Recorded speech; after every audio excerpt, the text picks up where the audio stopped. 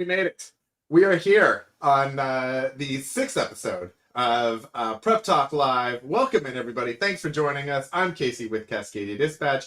Joining me, as always, is Cliff, the urban prepper. What is up, Tup? We just lost Tup. This is so sad. We had Tup, and now we have lost him.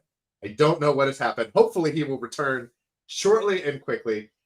In the meantime, welcome in. Thanks for joining us. As you may have noticed, we've got some new stuff for the new year. We've got new intro. We had a new countdown. We're trying out some new stuff. Let me know, or let us know, what you think of the new intro, what you think of the new audio.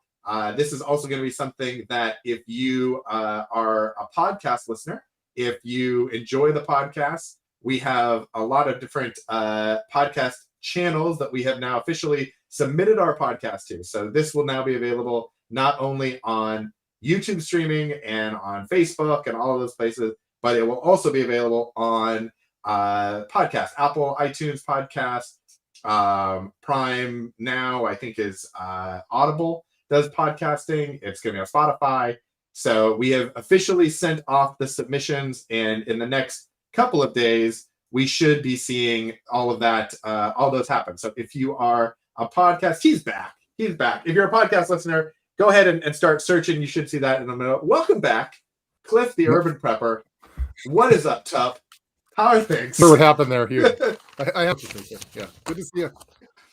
It's going good. You know what I think happened? I think what happened. So. Exactly. I think what happened is this is the first time we were really close to actually starting on time, and the algorithms, like the interwebs were like, no, hold on, just hold on a minute. You just calm down. You'll get there in a minute. Well, welcome back. Happy New Year. Happy 2022.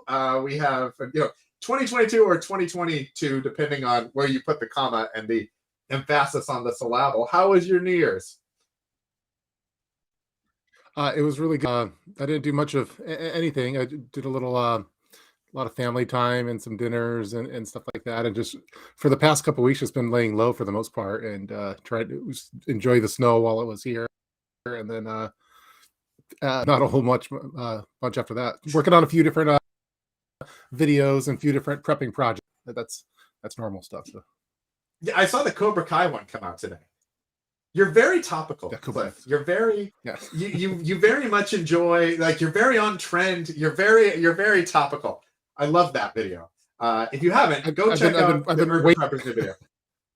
I've been waiting for that moment to have a Cobra Kai prepping video, and it felt like that was the time to do it. So I feel like you maybe made this video in the 80s when or 90s, whenever Karate Kid came out. You made it and then you set it aside. You're like, one day this will come back on Netflix, and then I will put this out and do it that way.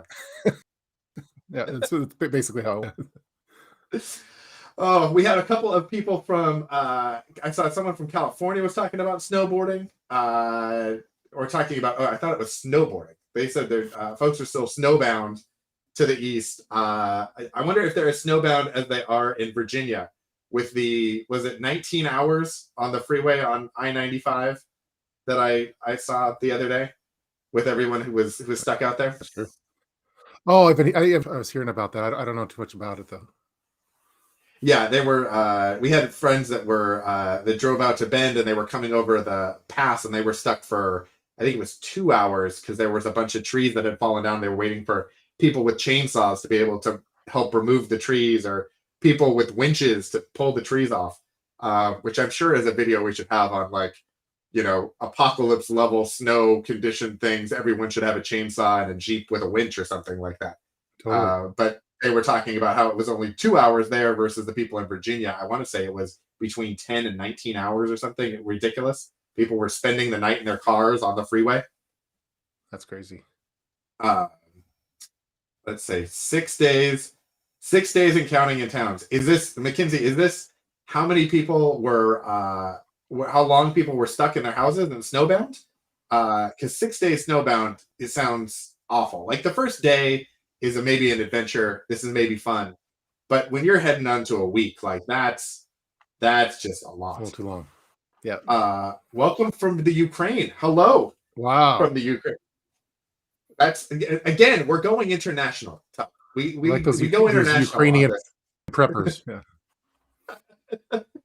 Yes, there. I would imagine there are lots of Ukrainian peppers, Yeah, especially given what seems to be happening around the borders and things. I would not be surprised if there were a whole lot of prepping happening out in the Ukraine specifically. So let's talk about, and we get off of some of the Q&A. Hello from Sacramento. We have more people from Sacramento. So let's talk about what we did last week. What were the things that you accomplished other than celebrating the end of 2021 and ringing in 2022 that you were working on last week? Yeah. So last week, I think we talked about it in the stream where I was trying to refine my my nightstand, and I think I finally have it dialed in now. Where it's I made some minor adjustments to things, and I have have all the goodies on me that I'm working on right now. So so I improved my home nightstand, my nightstand EDC. I'm not sure what to call it for that, but it has some cool little things that you should have for earthquakes and for fire and for security. And then so I worked on that. In addition to I've been trying to work on some more of the power outage illumination within the home. So trying to been ordering more of these. These are these GE batteries that basically they charge as they're in the sockets, and then if the power ever goes out, you can always just turn it on like Tesla style. And so I've been putting these in strategic lights, and so trying to improve our power outage setup for whenever that does happen. So. Waiting for you to do a video on how you've turned your house into like on airplanes when they're like in the event of an emergency, the floor will illuminate. I'm just waiting for like the thing where you put it like inlaid it in the wood. It's on the carpet. It's on the walls, and it just points everyone to safe rooms. And I tried to do that with our hallway, and my wife vetoed that. I don't know if that's going to happen. So she was like, "You cannot spray paint the FEMA warnings of where people are on the walls in the house." Yeah, I wanted those glow in the dark strips that were kind of like how the airplanes have. I wanted those on the hallway and on stairs and stuff. I thought it made a lot of sense, but sometimes we can't do everything that we want to do prepping wise, so it has to go through approval process. I think that's a great idea, and that also seems to me like one of those projects that happens while there's your wife maybe goes to Target for a really long time, and then like while she's back, things maybe happen and she doesn't realize it until 6 months later when there's an emergency, and she's like, "Oh, what are these glow in the dark things?" And you can say, "Why? It was just a thing I did. Aren't you glad I did it?" And then she'll hit you afterwards. But you get them when you get the chance. You're saying ask for forgiveness then after I do this, and not for permission to put on the glow in the dark strips on the staircase and on the. Yes, if you would like, I'm going to be selling a masterclass on that as it relates to Lego buying. That's the thing. No, we don't need any more Legos. Oh, I totally understand. What are these? I'm sure they're nothing. They sound like Legos. You know what? They're probably Legos. I'm sorry about that. And then I get to go sleep in the chicken coop. But it works out. So from what did you do last week? What did I do? Thank you for asking, Cliff. I'm glad you asked.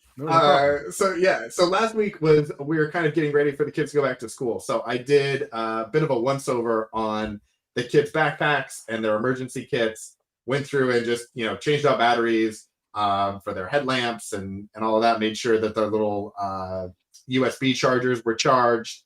I got some inserts for their backpacks. We had talked about those in previous streams of getting the backpack inserts, and I ordered them. They were actually pretty quick to get here. I thought they were going to be a couple of months out, and they ended up coming in like 3 to 4 weeks.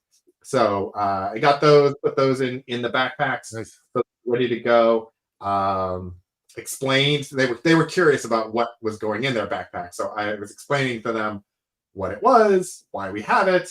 When hopefully we never need to use it, but this is why we've got it. So put those in, and then and I think the next thing I've got to do is my wife, while I was doing that, asked me if I could make a second set, because I've got The emergency kits right now are in pouches with a handle, and the idea is that they could kind of take it out of backpack easily and go take it to a friend's house or whatever. And we now end up more with kind of a school Hmm. backpack, and then they have kind of a going to the friend's house or going to lessons or whatever. There's kind of a more recreational backpack that they have. And so she was like, do you think you could make a second set of emergency kits for them to go in there? And I was like, can I make a second set of emergency kits? Can I go acquire all the things to make these a second set of kits? Yeah, I think we can make that happen. So over the next couple of weeks, that's my one of my goals is to make a second set. So they've got one for school, it just stays in their school backpack. And then they've got one to go more for kind of going over to friends' houses for sleepovers and all that sort of stuff. That's it sounds like you had a real productive week. It sounds like that. That sounds really cool. And I think that the kids like prepping kits is yeah, I'd like to see more videos on that kind of stuff. I want to do a video too on that. That sounds cool. So because I think it's something that all parents can relate to on having that kind of emergency gear ready to go in their backpack. So yeah, it sounds Yeah. sounds like a very productive week for you. So We try. Do you have emergency kits for your kids yeah. for school or whatever, or do they have them? I found a lot of parents they have them Uh, like the schools have them, and then some have extras. yes. Is that yeah? Yeah, I at don't want to at go our into school, I specifics. help every classroom has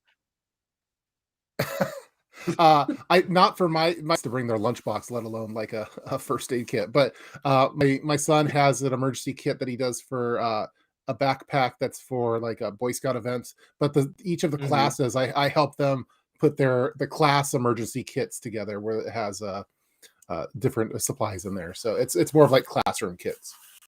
Yeah. Okay, that's cool. Yeah, our school kind of was going back and forth on classroom kits or school kits or were they, were we going to get like a shipping container to store all of the emergency supplies and Yeah, everything.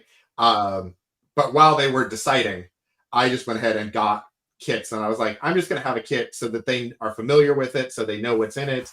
And then right around that time was the time that we started having kids going to sleepovers, and it was like, okay, they're going yeah, to Sunday school. All right, now you're just taking the emergency kit everywhere, and now it becomes just a habit where it's in their backpack when they go to school. They pull it out when they get home. They put it back in their backpack when they go back to school.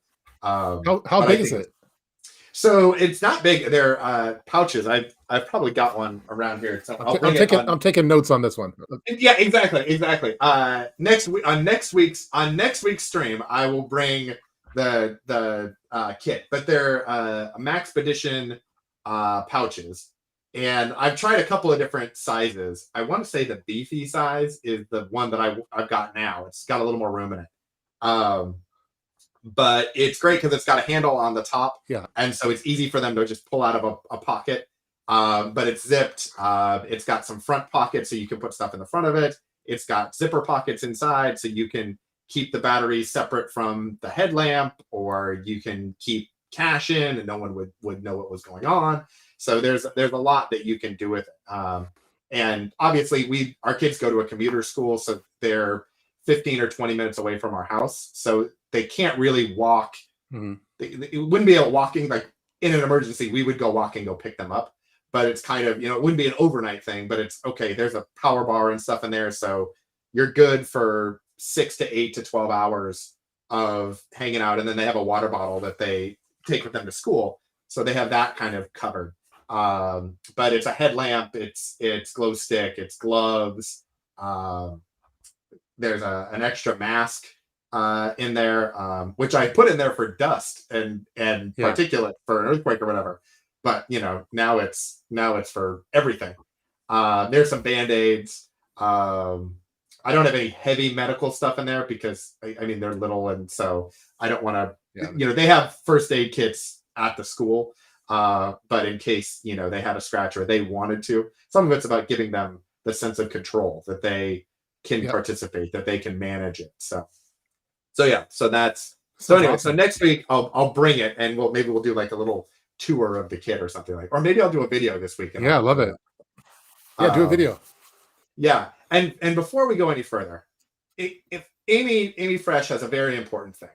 And I think we all need to pay attention to this. If you're watching right now, or if you're watching in the future or whatever, don't forget to smash the like button.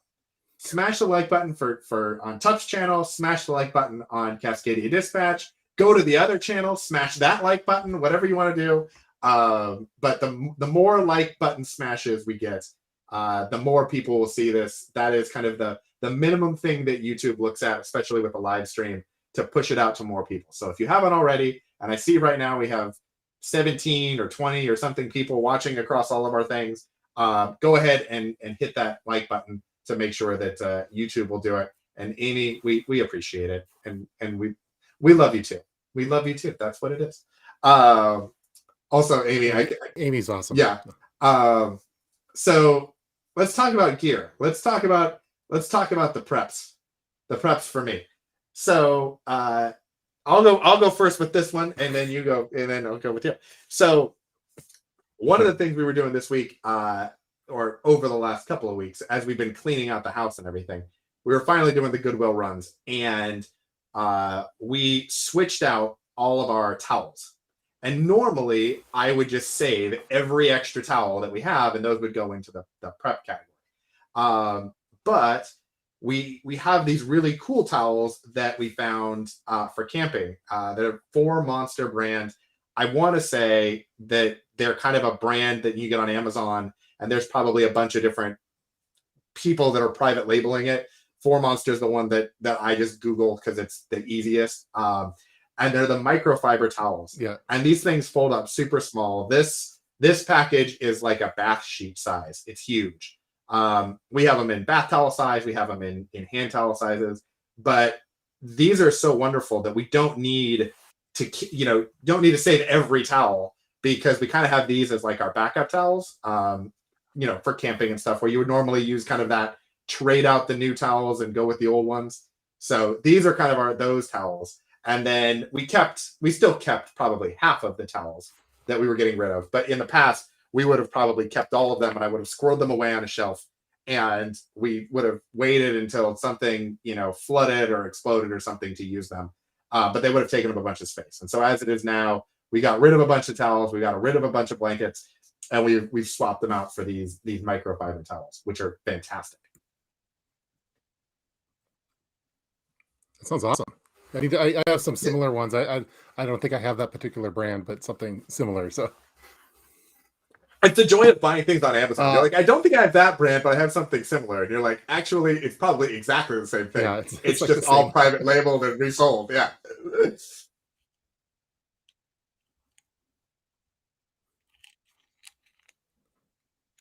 I'm realizing we have a very significant audio delay tonight. Yeah, the audio is just it's hard to. I don't know what's going on. So yeah, we got the video. My 56K modem is acting up again. You know what? We're using carrier pigeons again, and that was the problem. So, all right. So what you got? What'd you bring for show and tell? All right. So what I brought for show and tell is the Sabre personal alarm, and it's something that joggers could have. But I've been adding it into different locations at the house for myself or for the kids. So if we have like a alarm for our alarm system in the home, but just in case anyone needed to set off a siren, that they could use one of these. It has a integrated light in it, which I don't really use, but there is a light if you want to. But it's really loud. It's like 130 decibels. Watch your ears really quick. So anyway, so it's a very loud audio issue that you could use. So I have this for. Yeah, if you were unhappy with the audio issues previously, now there we go. So, and so I have these in different locations that the kids can now grab, and if they needed to alert for something, or if it's kind of like having a whistle, but this is a replacement for it. So this is so I'm putting these in locations over the past few days. So, and it's pretty. So do you put them? It's like $10. So are you putting them in the same places that you have the pepper spray throughout the house, or you put them in different spots? Yeah, because they're not as like, if the kids needed them, you maybe don't necessarily want the kids doing pepper spray, but you might want the kids to set off an alarm sort of a situation? Yeah, I have a few, and like in like the front door area, but I right now.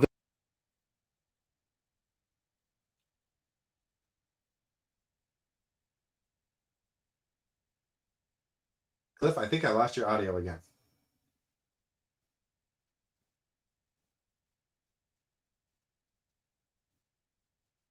I think our Looks like technical I got difficulties. muted There there you for a go. second. So You're back. Okay.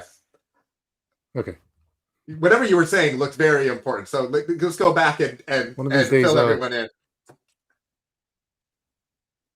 Okay, okay. So you didn't hear anything I just said? No. We heard the second alarm, and then that was pretty much it. So yeah. Just Oh, okay. fill us in on the kid stuff or whatever.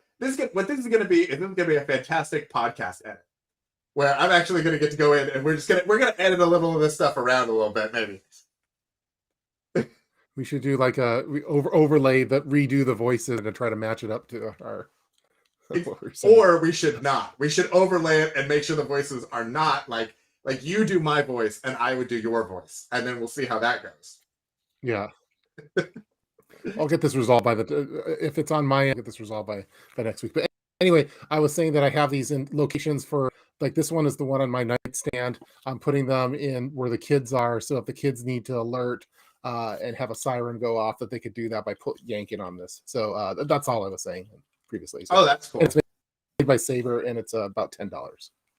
Okay, so and they're not connected to your actual security system, so they're not like panic buttons. No. Like that. That way the kids, if they needed to, they can pull it, they can make the noise, alert everyone. But if it accidentally falls off of a nightstand or something, you're not going to have the police showing up in 30 seconds or anything. Exactly. Yeah, exactly. That is awesome. Diggs BTW, our first Twitch comment. Welcome to the party. Twitch is in the house. Oh, wow. Thanks for joining us. Oh, we got some Twitch here. Cool. I know we got Twitch, we got YouTube, we got Facebook, we got multiple. This is we are a multi-platform project that's going on here. I was mentioning before you got on when we dropped you at the very beginning. It was like the intro, and then Tuffet left the building, and then you came back. That I actually submitted the podcast officially yesterday. So the first set of episodes all got pushed out. So we're waiting in the review, and then hopefully once everything gets through, then when we publish episodes, they'll go out the same day. But we should hear hopefully soon, and then everyone can check it out on iTunes or Spotify or Pandora or wherever they get their podcasts that they love to listen to podcasts for. Very cool. So now let's talk about to prep or not to prep as we are doing 2022 and we are doing all the things. Last year was, I think, very stressful for everyone. I think, we are almost 2 years into the emergency situations that we have going on around the planet. In the middle of the big illness, we've had all kinds of wildfires and hurricanes and tornadoes and snowstorms and all that sort of stuff. At a certain point, I've heard of this kind of feeling of prepper burnout, where you're just kind of like, especially for those of us who have made it a lifestyle and we're thinking about it all the time, you almost get overwhelmed by how many things you are either preparing for, watching out for, thinking about, monitoring, all that stuff. And at a certain point, you just kind of wish almost like you didn't know. Like, can I just have like 2 days where I don't care and I don't know? And I think that becomes a real thing for people. I've seen it on some other channels, people talking about that. And so I was thinking, as we go into 2022, are you feeling any amount of prepper burnout? Are there things and strategies that we should be doing that would kind of help to alleviate that sort of thing? What are your thoughts on that? Not as much prepper burnout. I would say that if I got burnout, it's like getting a YouTube type burnout. going through the process of making the videos and stuff. So sometimes I go through related to crank out the videos, and other times where I just need to take a little break from it and just focus on other things. So I'm not sure if I go through prepper burnout though, but I sometimes I know that a lot of people do, and I think that the way that I try to keep prepping to be fun and do stuff that's of interest of me at that time. So oftentimes that means that sometimes I might not finish a project because I'm doing something else that gets me more energized to do. So I think if you're doing a project that you don't necessarily want to do, it's not fun to do. You're going to start experiencing burnout. But as a content creator, yeah, I go through a lot of a burnout type where I just don't want to. I want to do something because of the time that it takes for it. But I do know that a lot of people do get burnt out because I think it's because prepping is so. Uh, Oftentimes the topics are a little depressing, and it could get depressing just to be in that kind of lifestyle for a while. But I think as long as you're staying positive and having fun with things, that uh, hopefully it helps avoid going through prepper burnout. Yeah, I think for me, I think over the last couple of years, because this has kind of been, I was kind of starting my prepper journey, my non-prepper journey,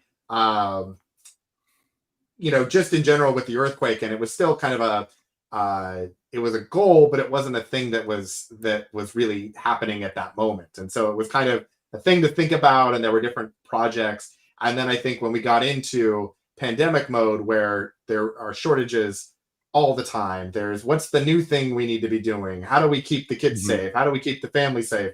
How do we deal with extended family, like holidays? And I think there are lots of people that just don't care. They aren't thinking about it, and so they don't notice it. And I think it becomes really easy for people who do notice that to then take everything as a to-do item, take everything as a thing to fix. And I know for myself personally, like if someone's having a bad day, like I want to try to fix their bad day. Well, when there's been 700 and however many bad days, you're like, oh my goodness, like what is happening? So I think, to your point about trying to mix things up, that's been one of the things that I've tried to do over the last, 5 or 7 years or something, but especially in the last year has been like, okay, we're going to focus on gardening this week or for a Yeah. month or whatever and work on that. And then, you know what, we're going to do comm stuff and walkie talkies and radios. And then we'll do car stuff and try to kind of mix it up a little bit. So it's not always just planning out what's kind of more the logistical day to day. Hey, what grocery item is rumored to have a shortage in the next 2 weeks that we need to go out and make sure we have enough of? Or hey, we're going into this season and do we have enough cough medicine for the kids? And Yeah. with the new some of the new mask recommendations that have come out in the last week, and it's okay, do we have enough of this type of mask? Do we need to get more of this other kind of mask? Like, what do we need to do? How do the kids go to school?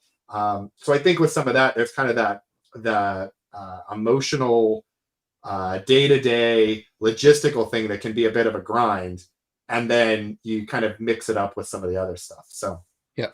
I think you're onto it with the keeping it fun and keeping it light.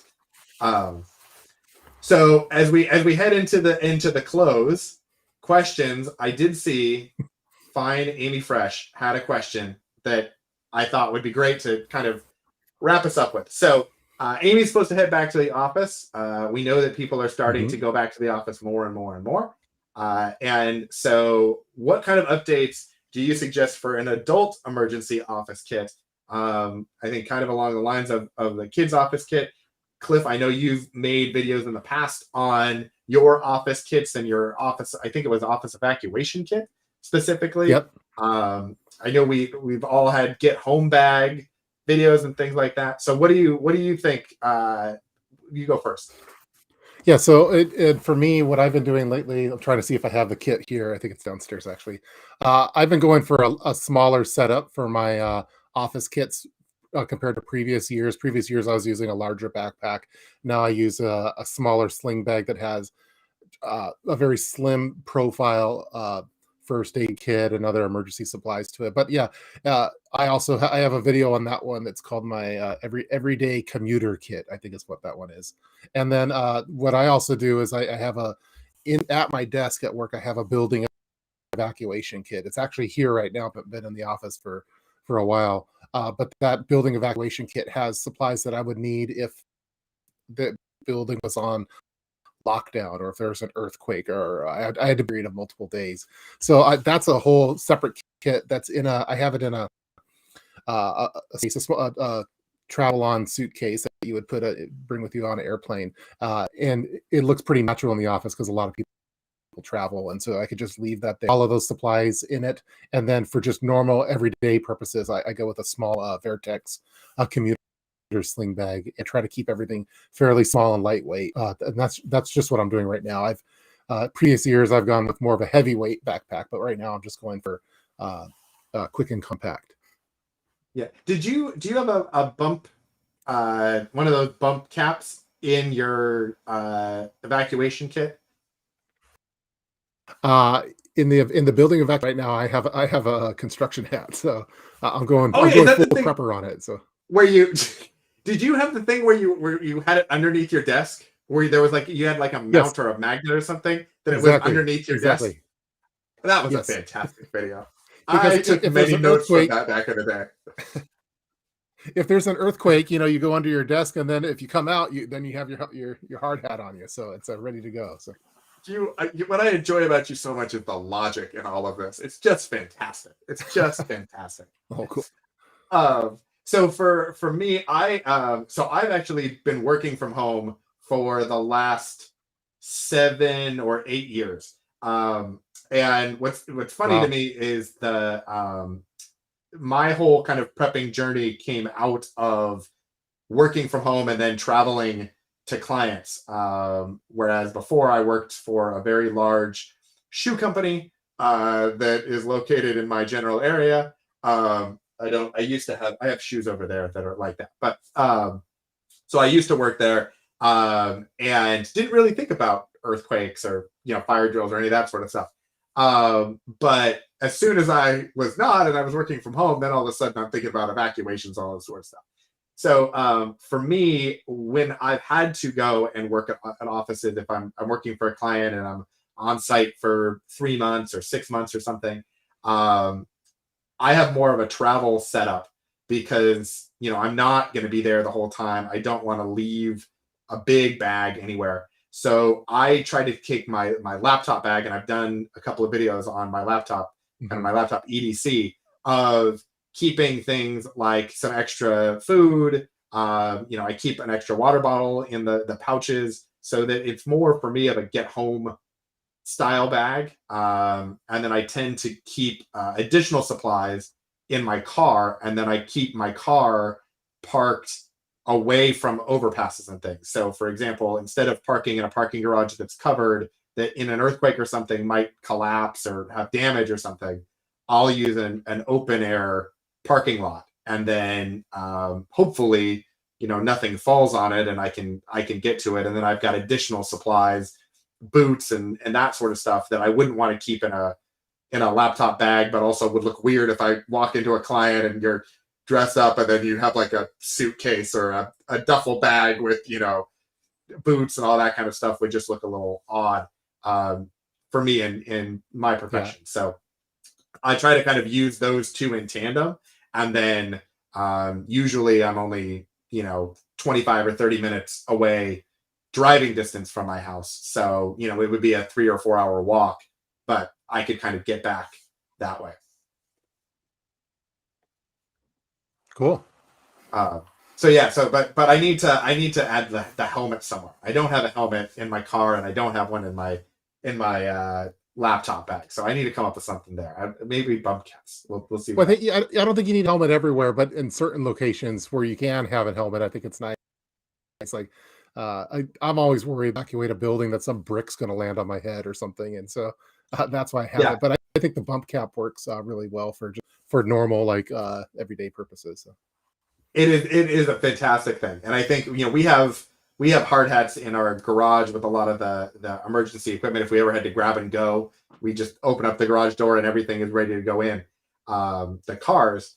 But I think adding, we just added helmets to our kids' emergency kind of nightstand kits. And I think that I was realizing, I was like, we don't have hard hats for us in our nightstand emergency kits. So that is something that I'm sure Amazon will be delivering shortly. I can just sense my wife watching this stream and typing the comment of no, please don't, please stop.